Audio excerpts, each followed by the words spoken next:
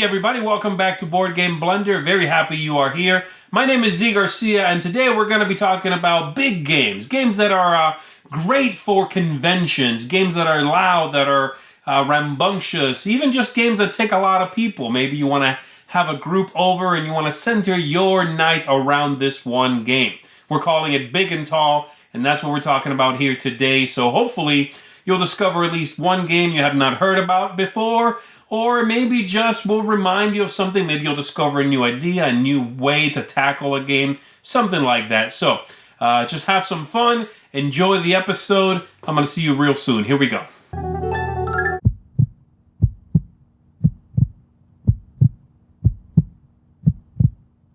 Hello everyone! Today, communication will be a little bit hard, on the head, because we have Architect in the house, and he has a problem that will become very clear pretty fast. Ooga ooga. I'm sorry, what are you saying? Kungungu manungu gagungu. Didn't quite catch the last part? Ouch! That's no way to communicate. Disclaimer, no animals were hurt during shooting of this video, because remember, club safety first. In Architect, players work in teams to build structures out of wooden blocks.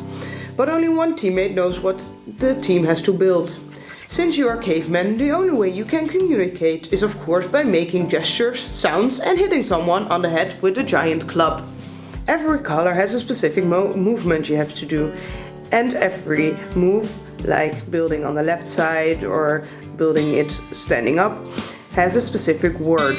If your teammate is doing it wrong, you have to hit him twice with the club, and if he's doing it correctly, you hit him once. If your structure is finished, you show it to the other team, and when the other team says it's correct, you both continue until someone reaches 10 points.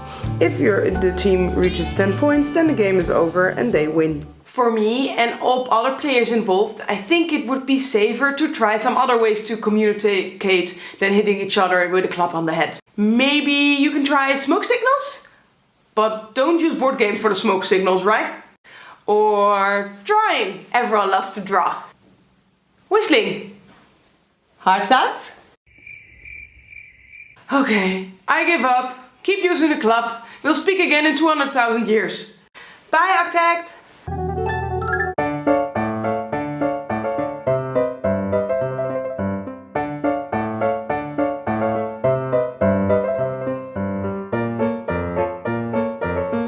Hello folks, Mark here, and welcome to Thinking Inside the Box.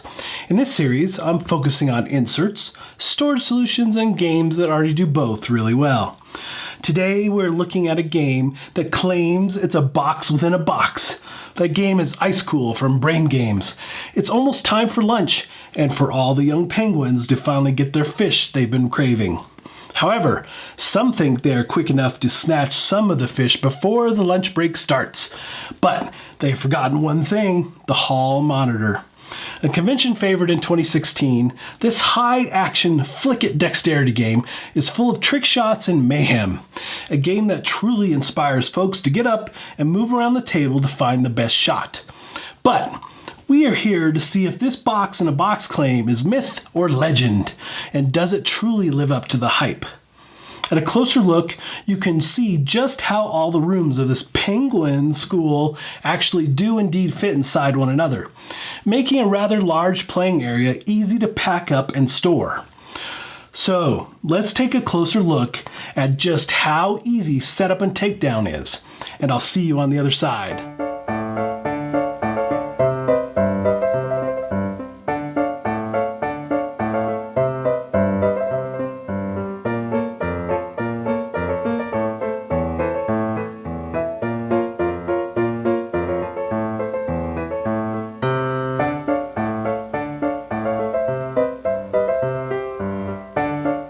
Okay, so I'm pretty impressed with just how well their box-in-a-box method works. If you're a fan of dexterity games, Ice Cool is one that should not be missed. A great family game and tons of fun for kids and adults alike. Not a lot of organizing needed for this one. I did drop some of the components into the Geekbox token holders, but Ice Cool gets high marks for its unique storage and use of the large playing area. Alright folks, thanks for watching, happy organizing, and until next time, we'll see you at the table.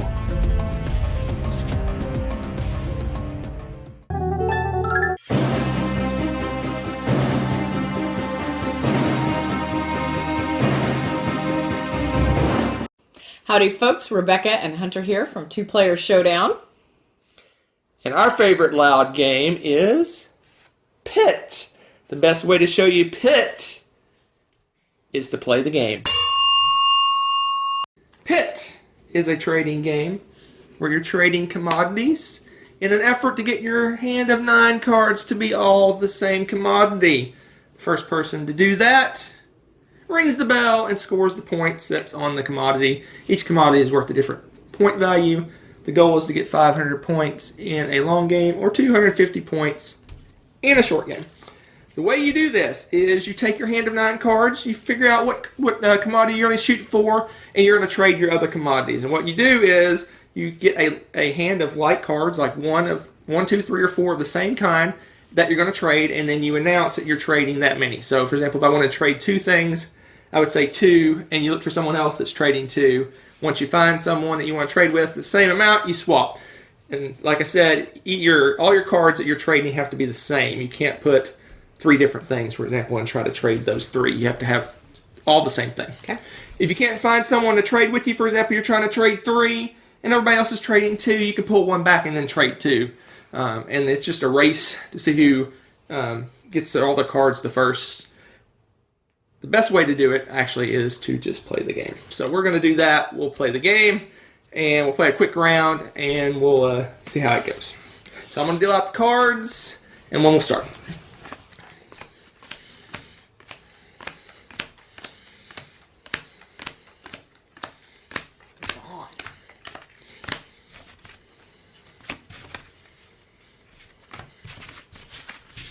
All right. So first thing you do, you want to look at your cards. You want to sort them out by commodity and kind of get an idea for what you're going to shoot for. All right, I think I know what I'm going to go for. You guys know what you're going to go for? Did you already win? You looked all excited. I'm not saying anything. I like my starting hand for once. All right. This is a first for me. So I'm the dealer, so I started off by saying, Oh, geez. the market is open. I got two. Sorry. Two. One. Nope. Nope. Three. One. Three. One. Sorry.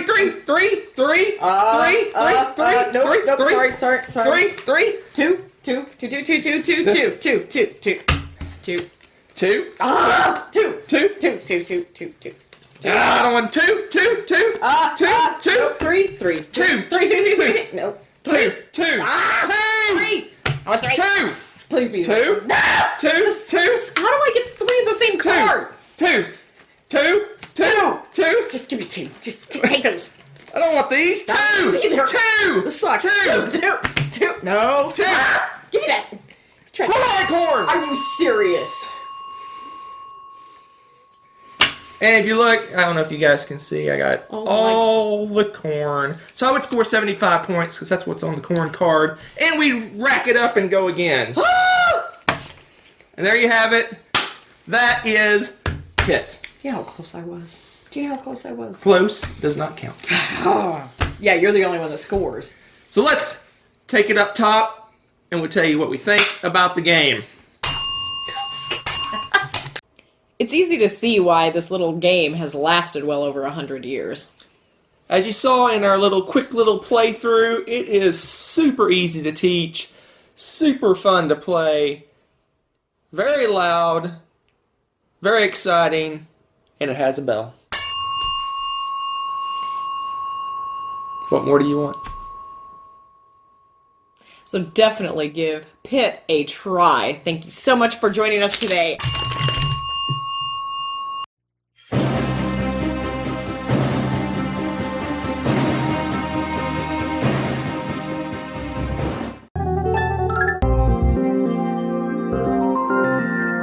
Hey guys, it's Nerd E here, and today we are talking about big, tall, loud games.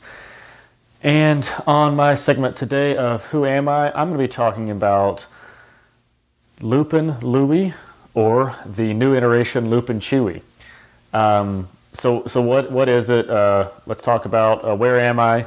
Well, in this game, it is all about being a defender of either the chicken coop, if it's Lupin Louie, or if you're trying to be an Imperial base trying to defend their soldiers from Chewie and the Millennium Falcon. So who am I? Well, I am, like I said, trying to defend by hitting a little flicking thing and knocking either Louie or Chewie away and keep them from hitting my Imperial troopers or the chickens from the chicken coop. It's a little weird, of course, but how am I? Well, I don't think I feel like I'm any of those things.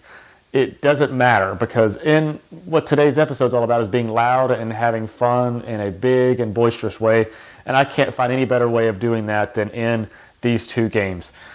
A lot of conventions have tournaments with this game or these games, depending on what supplies they have, and it's not only the playment of the game where you feel like you're involved in it, but also the watching of the tournament.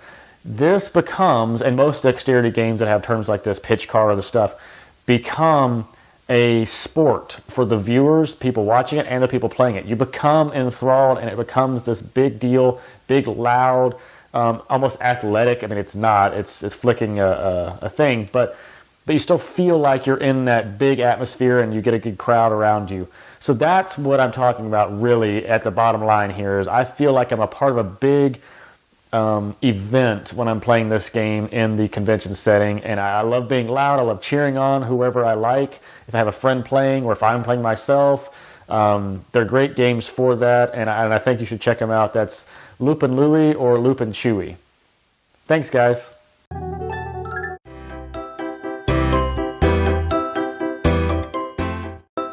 Welcome to Boards and Crafts, a place for quick tutorials of snacks and crafts inspired from games, for games, and all about board games. Dead Last is a fantastic loud game that is great whenever you play it with 8 to 12 players. So I thought of a quick fix that might be able to help make this not be as much of a problem by creating lanyards that have each color on whether or not they are, their color, or if they're dead, and of course with the color of them, in order to make it a little bit easier to decide who is going to be your next target, because the person you were going to go for is dead and you actually can see that.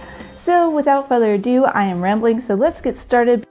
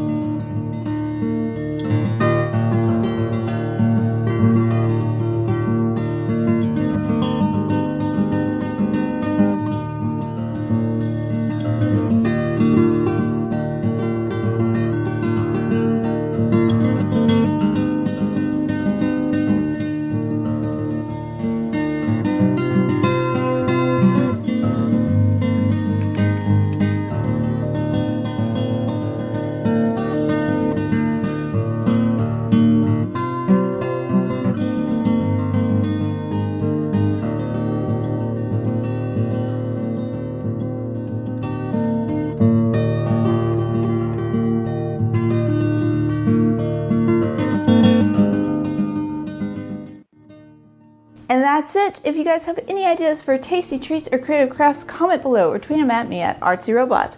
Thank you guys so much for watching, and I hope that you have a fantastic day. Bye!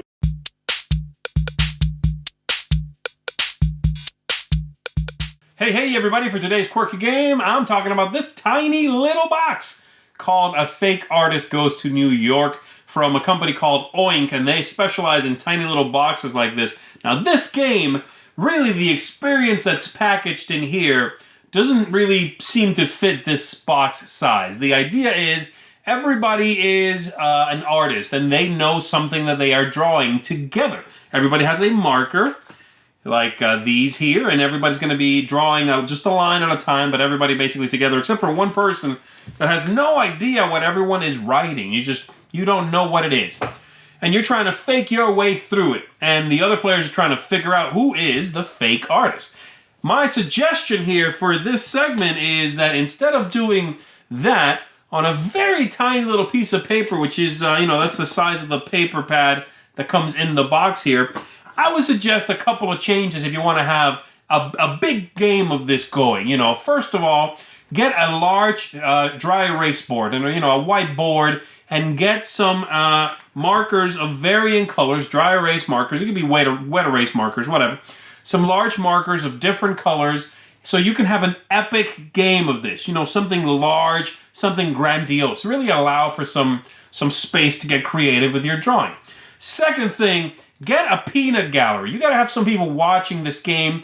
Maybe tell them to do a little side betting going on, figuring out who is the fake artist without them knowing the word, of course. Just watching, trying to figure out, I think it's so-and-so. I don't believe you. And just do like some side betting with some poker chips or something. That, I think, is going to liven up the event. You can have those people switch in and out throughout the night while you play the game. And then lastly, the game here comes with these blank boards in which whoever is one of the players is going to come up with the topic here. And I find it to be a little bit weird, and it sort of slightly unbalances the game if someone in the group is the one that creates the words.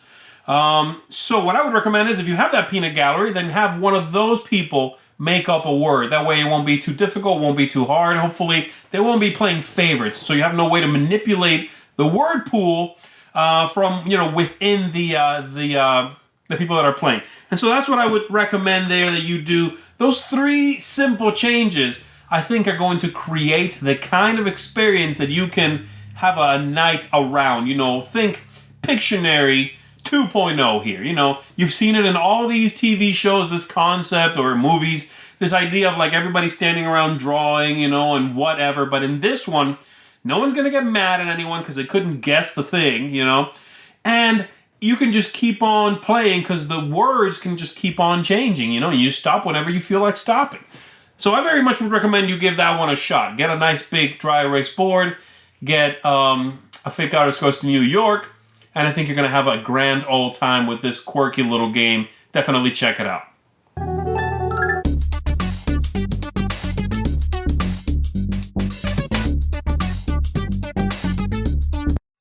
Hey guys, Tiff here, and today we're talking about loud games. And I think it's safe to say that with teenagers, any game is a loud game. Agricola could be a loud game because, at least at my school, the kids have one volume setting when they're hanging out with their friends. And it's an 11. Of course, there are games that can bring out this quality more than others, and one we've been playing recently is Maximum Throwdown. Maximum Throwdown is a small box card throwing battle game for 2 to 6 players by Jason Tagmeyer and published by AEG. You start the game by setting up location cards, which are essentially your initial targets for card throwing. The players must agree on how many of the 6 location cards to use and the way they're laid out. Each player then gets an individual deck of 15 cards. These cards have different patterns of icons which represent the player's abilities once they're thrown into the play area. One of the icons are pips, which provide players with their points. You get 1 victory point for every 6 pips of your color that are visible at the start of your turn. Some of the icons involve take that actions. If you have a visible steal icon, you get to throw a card from an opponent's deck. And this opportunity to deliberately botch a throw often results in hilarity. There are also attack icons, which allow you to force an opponent to remove a card from the game. The last 2 actions on your turn are drawing and throwing cards. Normally you can only draw and throw 1 card, but each visible plus icon allows you to draw an extra card. Hand icons allow you to throw additional cards. When throwing, your goal is to land cards so they're touching a location or an opponent's card, hopefully revealing new icons for you or covering up icons of theirs. If a thrown card misses, it's usually removed from the game unless the player has a break icon visible that allows the card to stay in play. Eventually, players will start running out of cards. Even if you're out of cards, you can still earn points from your pips as long as someone still has cards to throw. Once everyone's out, there's an additional scoring round, you tally your points, and the player with the most points wins the game. Maximum Throwdown has been a mixed bag for my middle school board game club. I like it because it's easy to teach thanks to the simple rules and reference cards, and it plays a fairly large group. It's also inexpensive. You can get it for as low as $5 these days. My kids that usually despise dexterity games seem to find this one more palatable because there are ways to mitigate bad throws. Also, the variable setup allows them to decide the throwing difficulty based on who's playing. On the other hand, I've had kids get frustrated and even emotional when their cards are being targeted and covered up by their opponents. The battling element can become a problem, but it's also what makes Maximum Throwdown a fun and often boisterous game. I'd recommend it for any group that can handle take-that style games. I hope you check it out, and I'll see you back next time. Hello, my name's Dan, and I'm here to talk to you today about this box here. Now you see, it's all very well raising gamers of the future. However, I've started wondering and worrying what's going to happen to the gamers of the far future. What's going to happen in 100, 200, 300, 400 years from now, after the zombie apocalypse, and the rise, and then the fall, and then the rise again of the machines? Who's going to look after those gamers? Who's going to make sure those gamers have something good to play? Well, I'll tell you who. I am. That's who. Because this is my board gaming time capsule. Now, unless television's lied to me, and I see no reason why it should do, the far future is going to be a marvellous utopian paradise where man will explore the stars, and bearded and bald and mental health workers will be seen as the absolute pinnacle of attractiveness. However, there's two things that the people of the far future will be missing out on: money and screwing each other over money. And this is where this game comes in. Panic over Wall Street. Panic on Wall Street is a party game for up to 11 players that replicates the chaos and pandemonium of the trading floor of a stock exchange. In the game, half the players act as managers, trying to sell stock at as a bigger profit as possible, and the other half are investors, trying to get the lowest price they can. This all takes place in a shouty, confusing whirl of real-time negotiation. And just because the players are split up into groups doesn't mean to say they're split up into teams. In fact, there's rarely any teamwork going on at all. It's a dog-eat-dog world in high finance, and Panic on Wall Street is no different. Everyone's out for themselves. It's an incredibly boisterous, hilarious and stressful game, and I've seen grown men reduced to quivering wrecks because of it. Now, in the utopian egalitarian society of the future, the human race may have lost the skills required to manage this kind of stress, which is all well and good, but what's going to happen when we encounter an alien race who insist on haggling for absolutely everything? We're going to end up feeling intimidated and socially awkward. So, the inclusion of Panic on Wall Street in my time capsule may well mean that the 600 years from now, our descendants will be able to negotiate a very good price on their proton warp capacitors. In addition, if Tom Vassell has his way with his relentless campaign against paper money, then all future currency will be printed on playing cards. The lovely notes that come with Panic on Wall Street will be a fascinating glimpse into another age, and just let people know quite what they've lost with those stupid playing cards. So, there you go. A fantastic, and, even if I say so myself, very generous gift to give the people of the future. So, all that's left to do is to pop it in this box, and then we'll go and bury it in the garden.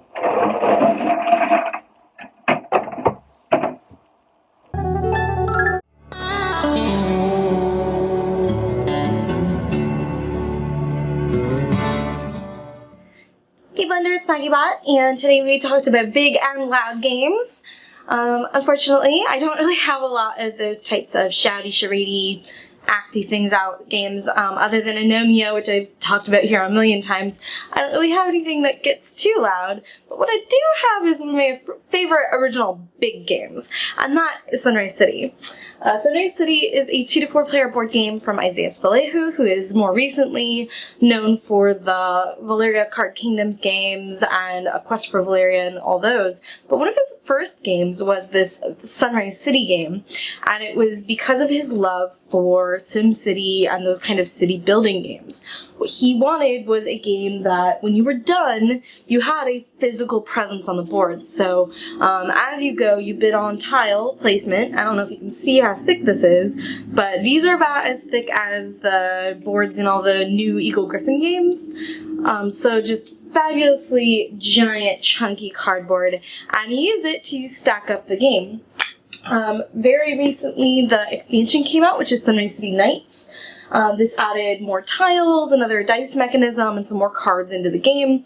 It's a really fabulous little expansion and not too expensive, but I just can't get over how fun and silly this game is. So everyone kind of has a hand of tiles, and you choose one simultaneously, and then you spend some time bidding on zones where you're going to build those big cards I showed you, the big buildings. Now here's the trick of the game. You'll be scoring points on this board. Each star you earn at the end of the game is a point. These are so cute. And if ever you land from your points that you accrue on a multiple of 10, you get an extra point. So the game is all about trying to get just that perfect amount of points and not go over on the board. And you can see it's all this like fabulous Art Deco style, and it's just such a beautiful and fun game. I can't recommend it enough. So that is my version of a big and tall game. I hope you all have fun, and I'll see you next time.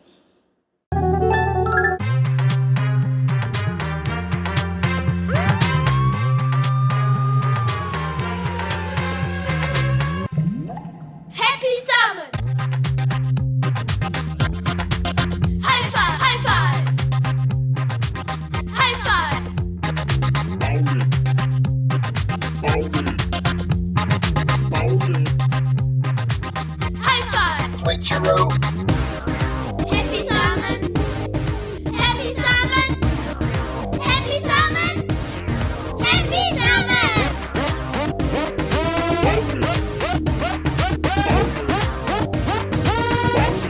Switcheroo. Happy salmon. High five. Happy salmon. High five. Happy salmon. High five. Happy salmon. Happy salmon. Happy salmon. High five. High five. High five. Switcheroo. High five. High five. High five. High five. High five. High five. Finished.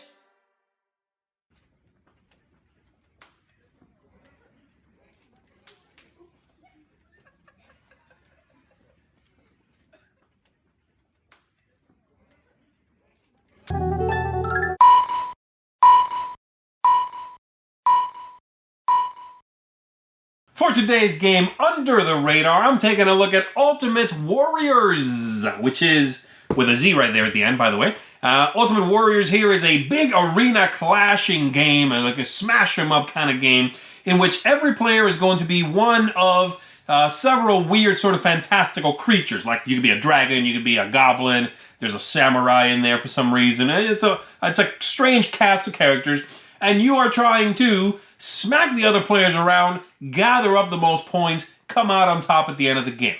It's the kind of game that its play is not necessarily loud and chaotic. But this is where you play, by the way, which is the bottom of the box, the actual, where you keep everything. That's the arena. Here's what I think could be done with this game that would really elevate it, make it a really fun convention-style experience. And that is go the King of Tokyo route.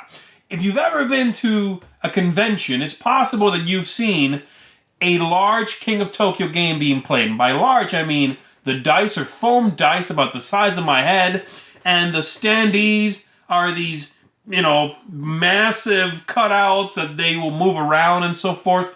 And I think that would be great in this game, except you could have the arena on the floor and have the players be standing in the arena in the place of their monsters. Because you're going to be moving around on this board. You can be in the center, you can move around to these areas, and as you play cards, you will traverse the arena, you'll be standing next to someone, you can get some big old foam dice, roll those, see what happens, right?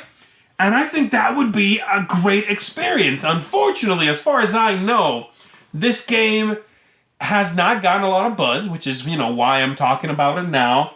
And it's never, apparently they've never made a giant version like that for demos. But I think that would be a killer implementation of this system. It's easy, it's fun. All you need to do is hold a few cards. And so as you are moving, you can hand off the card to someone running the game for you. Grab all the big old dice and chuck them and see what happens. You can have smack talk between the people because you're all standing in this big circle, And so that's the one thing I would love to see happen with this game. Even if you don't get that experience, this is still a really fun, chaotic kind of game. You are going to be standing up. You're going to have those stand-up roll moments. You are going to have a lot of fun playing it. You can have tons of smack talk in this game. It is that style. It has that vibe, somewhat similar to King of Tokyo, except in this one, there's no, there's none of that, my roll is just for collecting victory points. You're getting victory points by smacking the other people. That's how you get them, And so I would recommend it, even if we unfortunately don't yet, anyway, have that convention experience. I think you're going to get a nice, loud, rambunctious, fun evening out of this one. So check it out. Hopefully more people will start playing it because I would love to see a big expansion to this one as well. That's Ultimate Warriors. I'll see ya.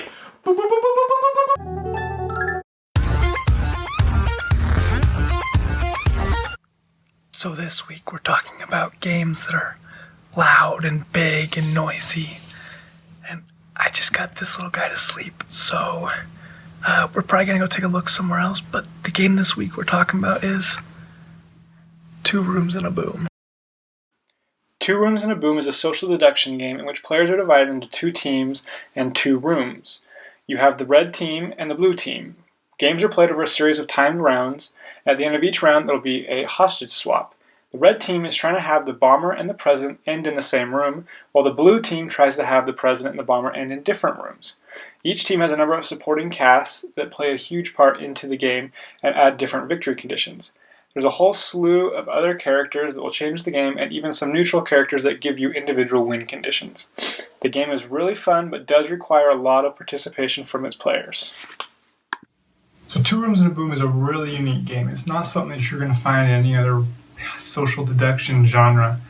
The fact that you're divided into two rooms and that there's two teams, it's pretty cool. What I like most, and I haven't even tried the half of them, is that the game comes with so many different roles. Each one different, each one affecting the gameplay. There's neutral roles and there's roles that create for a third team. And they did a really good job. The card quality, it's plastic, so you can bend them. They can get sweaty in your hands, and they hold up just fine. So it's a really neat little game. But just like with most neat little games, it comes with its problems. And so the biggest problem I've found isn't really a problem. It's just an inconvenience, maybe. But if you can figure out how to deal with it, especially the first couple times, maybe, it'll really make the game a lot more fun, and you and your friends will enjoy it that much more. So let me explain. So since this game requires two rooms, it can be really difficult to be the moderator. So just like parenting, sometimes you need to be in two places at once if you really want to be able to monitor what's going on and help out where questions and stuff come up. And it's very difficult to be in both rooms at the same time, trust me. So what I recommend is the first time or two you play this game, you probably want to sit out and just kind of wander back and forth between the two rooms and make sure that the game is happening smoothly.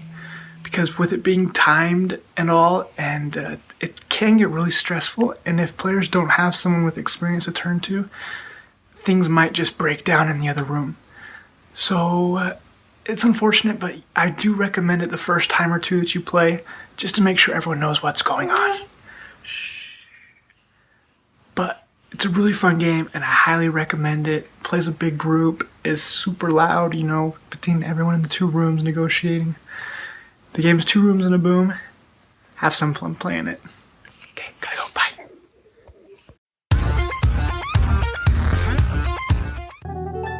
And that's all she wrote. Thank you everybody for tuning in. Big thanks to my contributors. Come on back for our next board game blender in a couple of weeks. As always, stay a friend of the blend. High five, switcheroo.